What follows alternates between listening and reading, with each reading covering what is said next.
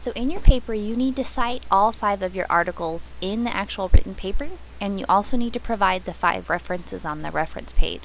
They should match, and I'm going to show you several different ways that you can cite a reference. Just so you know, anytime you use the words, thoughts, ideas, concepts, research results, or anything else that someone else came up with, it's not your ideas, it's not common knowledge. You have to give credit to the person that did that or persons that did that. This means even when you paraphrase, so you use your words to talk about someone else's ideas, or when you're quoting, which is using someone else's exact words. There are 2 different, there's APA style uses the author date method, and if you're using a direct quote, you actually provide the page number as well. There are 2 ways to provide in-text citations.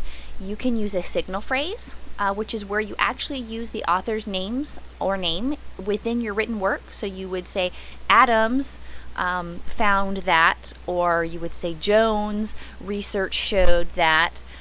If you don't feel comfortable using the author's name in your paper, you can cite it at the end of the paraphrase or quoted statement, and you use parentheses to do that.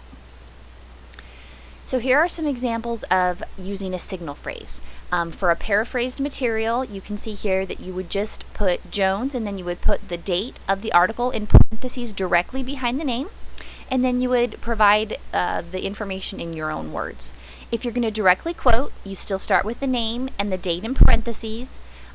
You put the quotations around the words that you're using from that resource, and then after those quotation marks, you put the page number, P period, page number in parentheses, followed by the period for the sentence.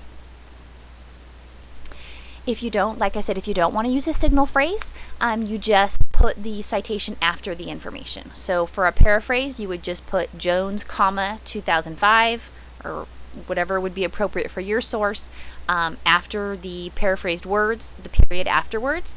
If you're going to use a quote, after the quotated information, provide the author's name, date, page number in parentheses with the period. If you're going to use a really long quotation, there is a special way to use those so that it doesn't interrupt the flow of the paper. So if it's more than 40 words or more, sorry, there's a typo, it's considered a long quotation and it needs to be indented, and I've got an example here that I'll show you.